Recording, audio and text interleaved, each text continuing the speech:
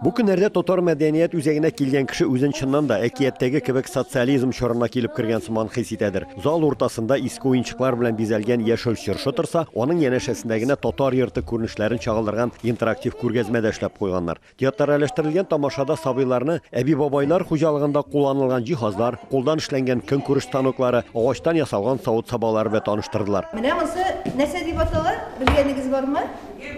Гөбе. Мәдәният үзәгенең файсына куелган чыршы яңа 21-нче гасырныкы булса да, аңа эленгән уенчыклар, төсле шарлар һәм пыяла куаклар узган гасырның 50-60 елларында безнең әби-бабаларыбыз уйнап үскән әйберләр. Байтагы кулдан эшләнгән. Монда килгәч, үземнең бала чаклар исемә төшеп китте. Менә шушыларны ясый торган кагазны алып, красить итә идек, краскалар белән.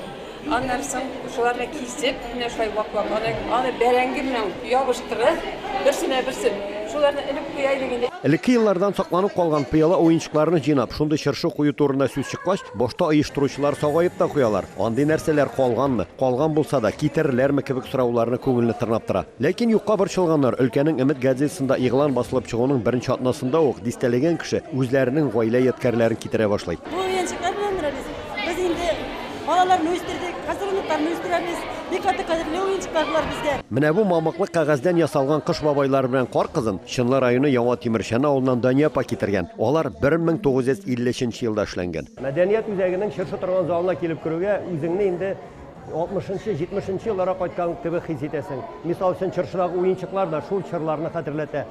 Хрущев замандагы кукуруза, 60 еллардагы космонавт һәр кешене дә үзенең бала чагына алып кайта сыман. 80 яшьлек Асия Памлыкова бу бәйрәмгә килгәч, сабый чакта өйрәнгән җырлар, шигырьләр дә искә төште ди. Чыршы без сине сагынып киттек ел буе.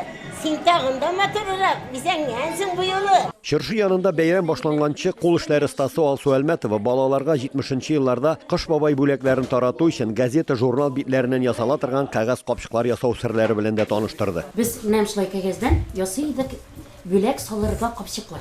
Аның өчен яннарын кисә идек менә шулай. Бер ягын кисәсең, келәй дигән әйбер юк иде. Без бәрәңге белән бирегзәл миңа бәрәңге. Менә шулай идек, аны менә шулай ябыштырып куя идек. Аннан соң ул капчыкка төрле тәмле тынлар безгә салып бирәйделәр. Анда булайды безнең алма тугайдылар, печеньеләр, пряник. Элекке елларның якты истәлеген хәтерләтеп, моннан 50-60 ел элек эшләнгән уенчыклар һәм кагаз чылбырлар белән бизәлгән чыршының утында әби-бабайлар аныклары белән бергәләп кабыздылар. Шул чырның җырларын да күмәкләшеп җырладылар. Чыршы без сине сагынып киттек ел буе. Син тагында матуррак бизәлгәнсең бу юлы.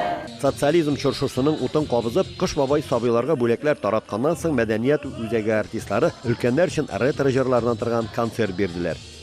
Ульян өлкәсенә Рамис Сафин, Әхмәт Мөдәрисов, Яңа Гасыр каналы.